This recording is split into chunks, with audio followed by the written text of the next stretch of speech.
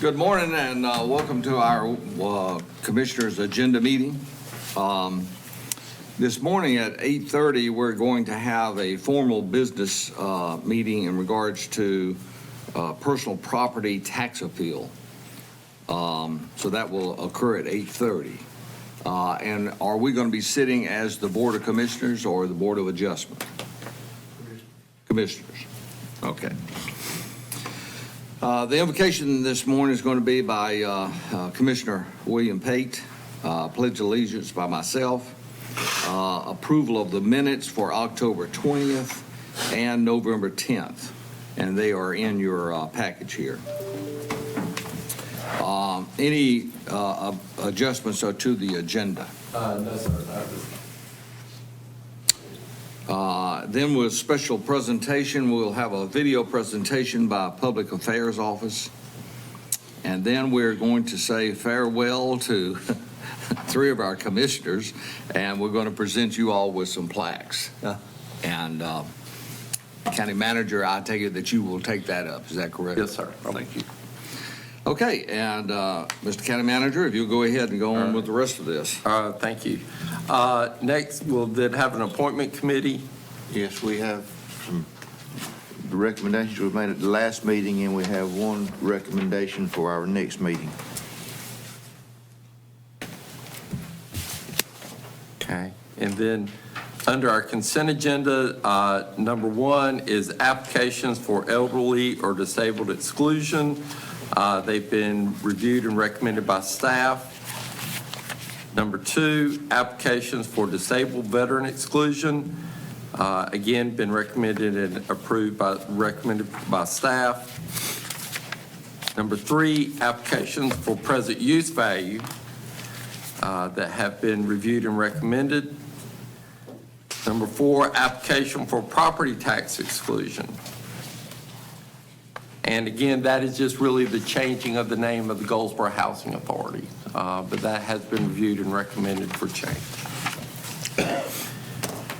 And then we get to number five is budget amendments, and I'll turn that to Alice.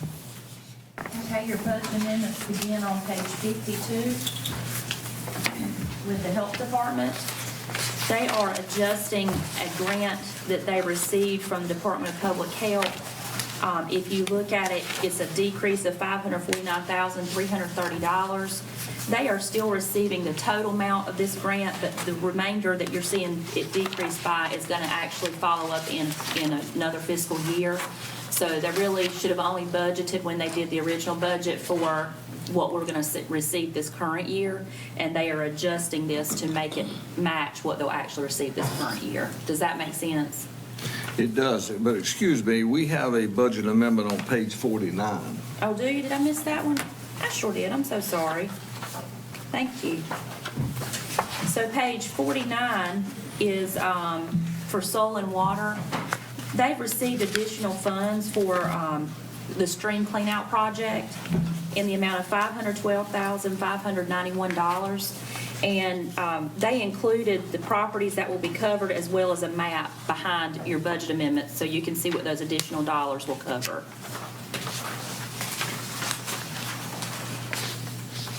And then we have the one on page 52 that I Okay. covered already. So now we're on page 54 for the Health Department. They are reallocating a grant that they received from the Department of Public Health. They had it originally budgeted in communicable disease, and it needs to be in the immunization program. So this is just simply an accounting adjustment, moving from one line item, set of line items to another. Then you have the library. They've received an increase of $5,000 in a rapid relief grant. This is going to cover a part-time salary and fringe benefits for the Dudley Digital Inclusion Project.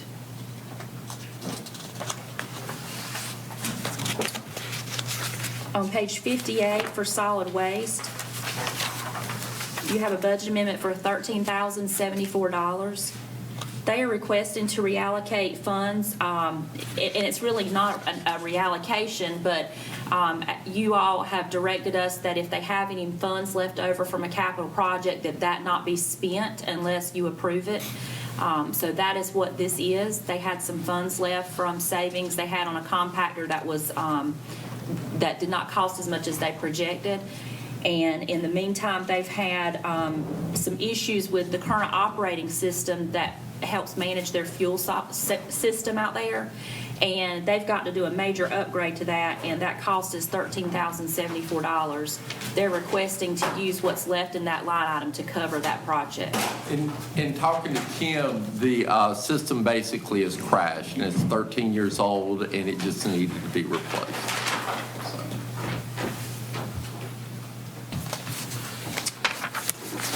Okay, on page 60 of your agenda packet is for the sheriff's office.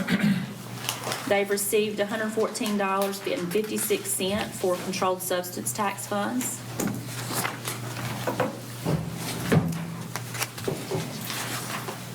For the health department, on page 62, you have a reallocation of $9,406.92 from salaries and wages. This is our full-time line item to part-time pay.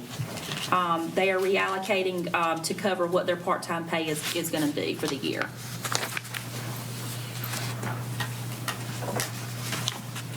For the sheriff's office, we're requesting to appropriate $25,000 of fund balance to help cover professional services and legal fees. This will help cover an insurance deductible on a claim. On page 66, you have a rather large budget amendment with lots of line items. This is for the wellness program that the county implemented with Mark III. I think it's been a couple years ago.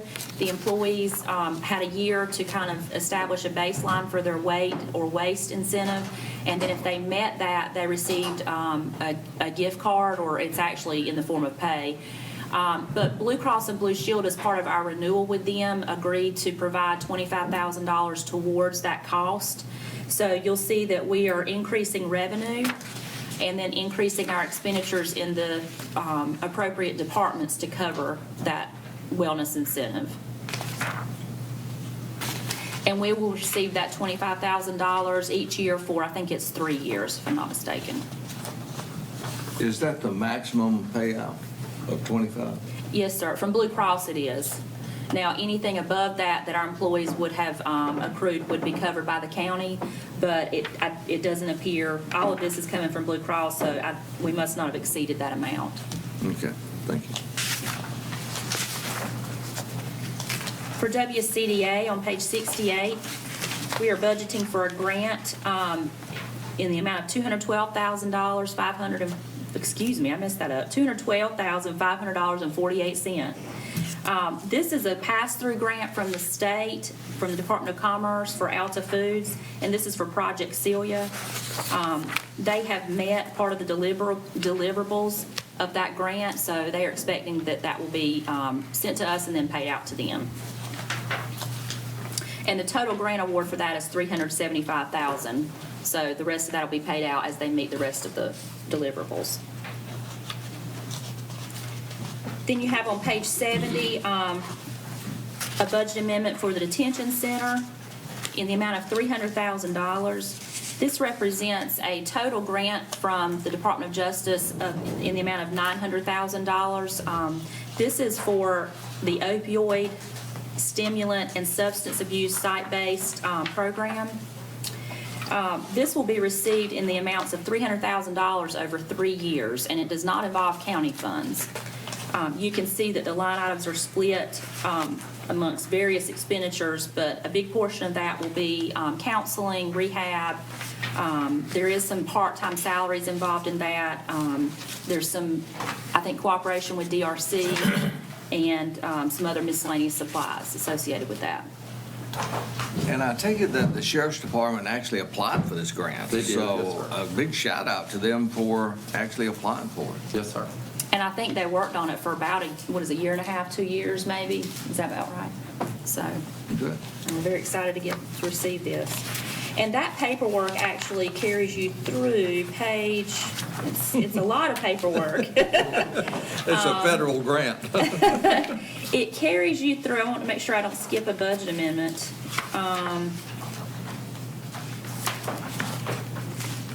Carol, do you know what that page number ends at? It just keeps going. I think that's the last budget amendment. Thank you, Borden. Okay. Yes. And that is our last budget amendment. So we'll go to number 6, motion to approve conflict of interest policy and revised advisory board bylaws for the Wayne County Library Advisory Board. Again, this is adding a policy on use of the local history room, making sure that the history room gets credit for any photographs that may be used or photographed or copied. And then also under the policy is changing and looking at different tiers of membership as far as making sure that we don't have all of our members active at one time. So it splits into years, the terms. And then also we have added an electronic meeting requirement as well. So just minor changes to the library policy. Number 7, motion to approve the Wayne County Executive Jetport Corporate Area Access Change Order number 7 with appropriate budget amendment. Again, this is part of our corporate area project. This is to finish up the road. We're doing this with grant funding. So this has been a huge access and huge achievement for the Airport Commission doing this. If I could make a comment on that, and that is, it's showing up as a change order because they found a loophole rather than having to put it all out for bid. Right. And the actual preliminary bid estimates were about $125,000 more by putting it out for bid.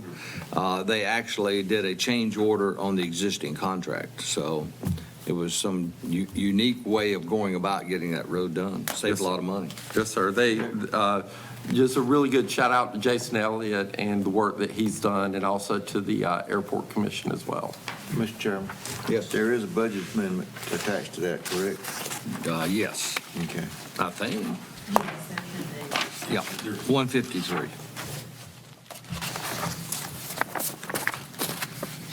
I don't like those numbers there.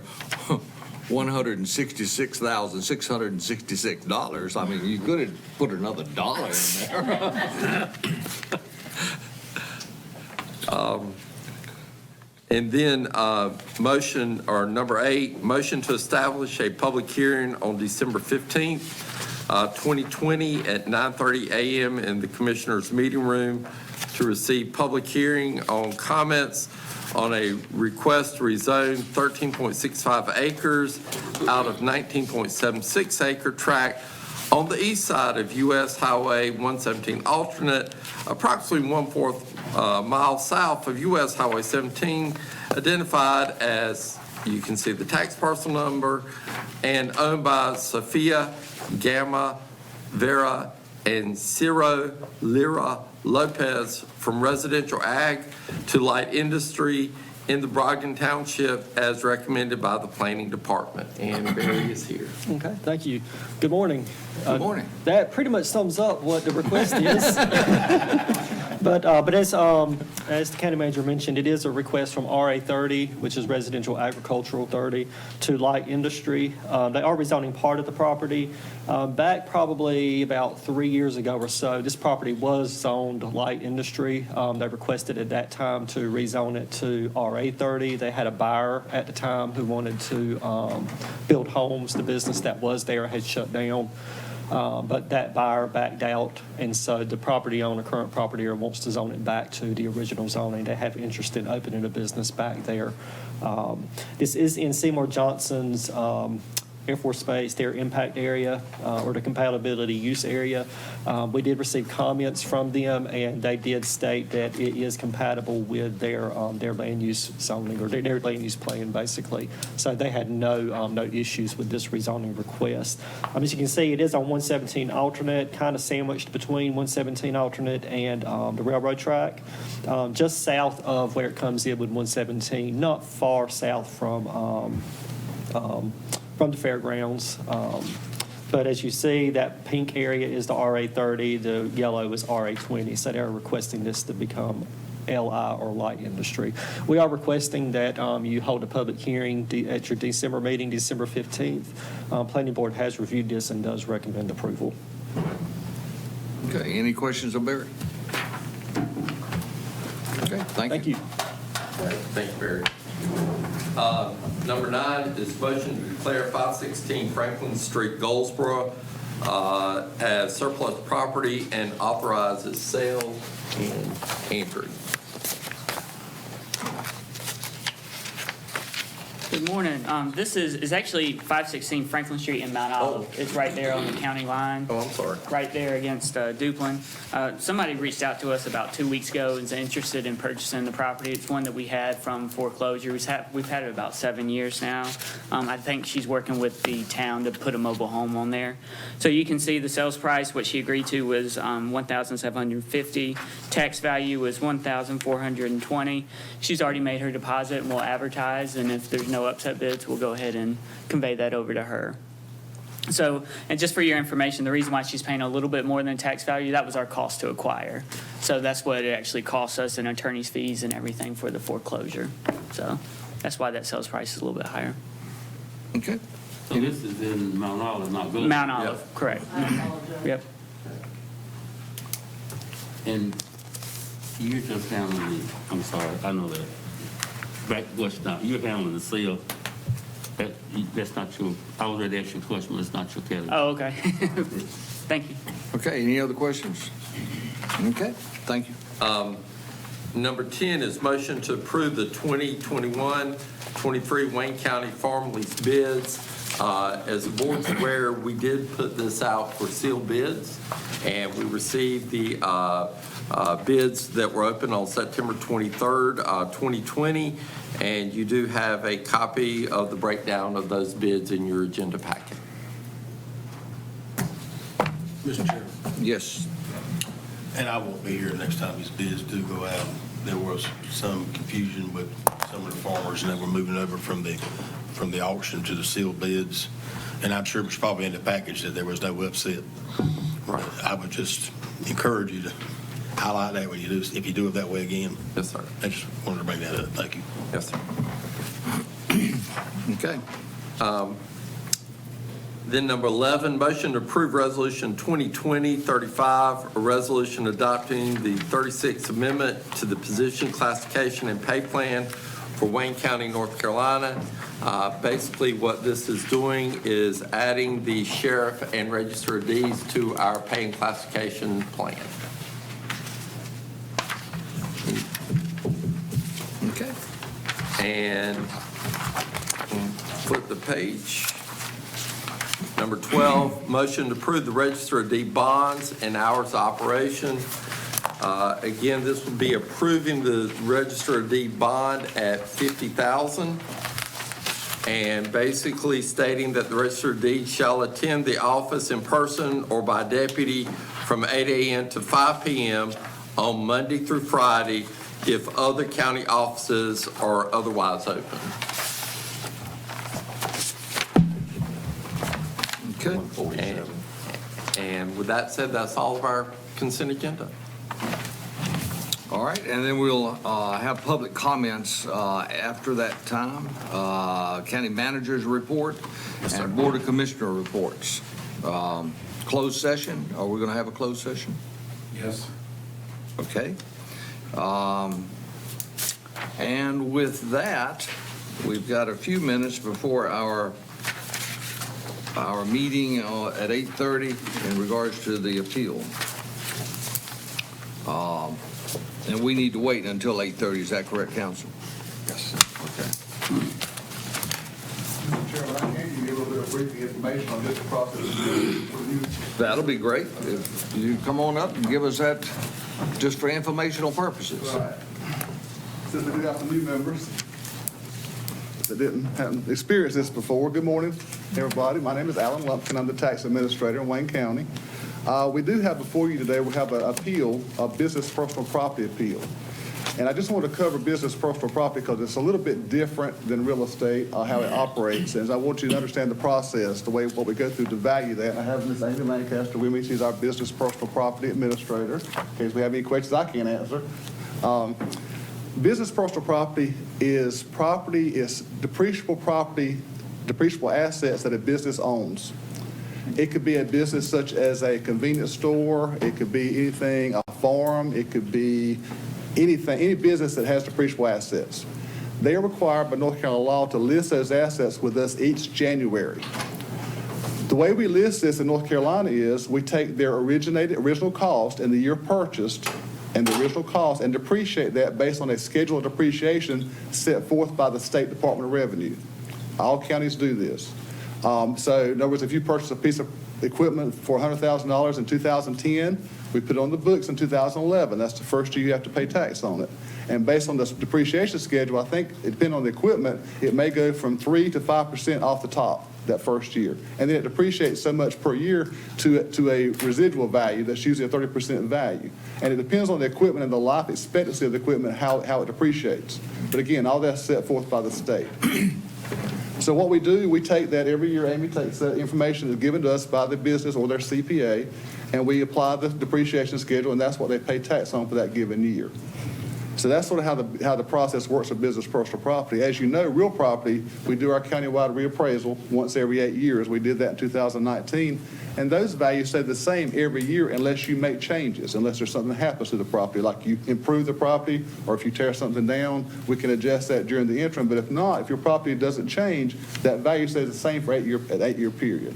So that's sort of differentiation between personal property and real estate. Personal property depreciates annually. So with that, is there any questions on that? I think we're still Yeah, did I hear you say you depreciate it down until it remains at a value of 30%? Yes, is that correct, Amy? 30% value? Yes, sir. As long as you own the equipment. Now, if you get rid of the equipment, it's off your books. We don't have it anymore. But as long as you're still operating and using that equipment, it goes to a 30% residual value. Yes, sir. Is that what this appeal is based upon? No, sir. So it's not based that it's got down to the 30%? No, sir. It's not. Okay. And you'll give us the background whenever we Yes, begin sir, our I sure will. our And I hearing, don't right? think we have anybody present that's going to speak on behalf of the appellant. I don't think. You see anybody? Less than a minute. All right. So our clock is correct. Well, I'm not used to that. I will say, welcome, Miss Aycock. I'm doing good. Called you many I times on the know. phone. Well, we've communicated a lot with Fremont. We sure have.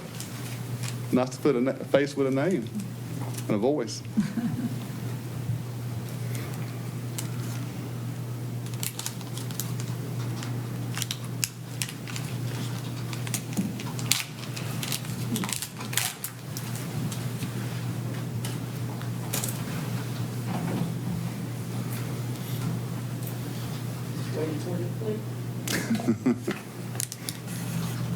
You clicked. Okay, we're opening our formal appeal for a property tax appeal by Ryan LLC for Dollar Tree Stores, Flowers Foods Incorporated, Harris Teeter, and Hobby Lobby.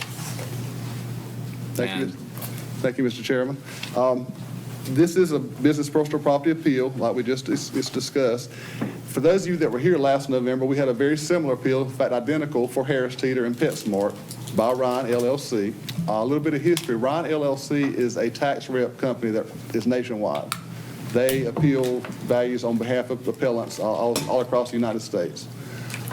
What they are appealing is the valuation method. They are asking for additional functional and economic obsolescence in addition to the rate of depreciation. They have a different methodology. In fact, they're trying to come up with a market value, arrive at a market value from an aftermarket type standpoint. Like somebody closes a business and sells property, could be a distress sale, could be anything. They're trying to say that we should take those values and start the value there instead of using the cost less depreciation method that everybody in North Carolina uses. And this appeal has been across the North Carolina. They've appealed basically pretty much every county that has any kind of business like this. The Harris Teeter appeal last year, as you know, we upheld our value and it went to the state. That's one thing I forgot to mention. The appeal process, it comes to this board first. Well, basically it comes to our office first. Then it comes to this board.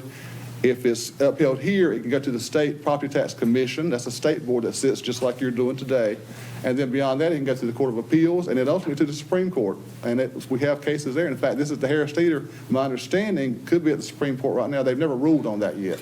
It's the same issue. So it's still lingering. Once that's decided, it will probably solve all of these issues that are coming behind it. Brian is doing their due diligence in putting this in the process so that if something is changed, this can follow suit with it. So that's pretty much what's going on. They're doing their due diligence. This is a statewide issue. This is not just a Wayne County issue.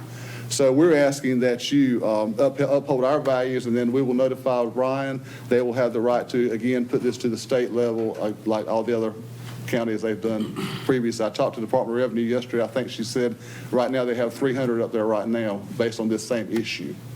So again, this is beyond a Wayne County issue. This is a methodology issue, and it would have to be settled at the state. If they decide to change this, then it needs to be done statewide, not just county for county. Mr. Chairman, Yes. Alan, is this also not a national issue? Isn't the same thing happening in other states also? It happens everywhere. There's a couple different issues, and one thing that there's a big box issue that's a real estate issue that people are, that is a nationwide issue, and they're struggling in some states because of that also. Their budgets are being slashed, and it's affecting education and everything else about that, but luckily we have not had that battle right now yet in Wayne County. Now, there are some counties in the state there. There's some of those at the Supreme Court as well right now, but you're correct. Yes, sir. Okay. Does anybody have any questions of the tax administrator? Is there anyone here to represent any of these entities? Okay, and council, I assume that we would need a motion Yes, sir. at this time. If you're willing to uphold your tax administrator, you need a motion to approve his values All right, and deny yeah. the appeal. Okay, do I have a motion? So moved. We have a motion to uphold the findings of our tax department and the values assessed. Is there any discussion on the motion? Hearing none, all those in favor signify by raising your right hand. And Freeman, did you raise your hand? He seconded it for you. He seconded. Okay, it's a unanimous vote. Thank you so much. Thank you, sir. Thank you all very much. All right. Thanks. And in regards to our closed session, do we have time now to go into closed session? Yes, sir, I think so. It's to consult with your attorneys to preserve attorney-client privilege. Okay, do I have a motion to go into closed session? So moved. All right, we have a motion. All those in favor signify by raising your right hand. Okay, we are in closed session.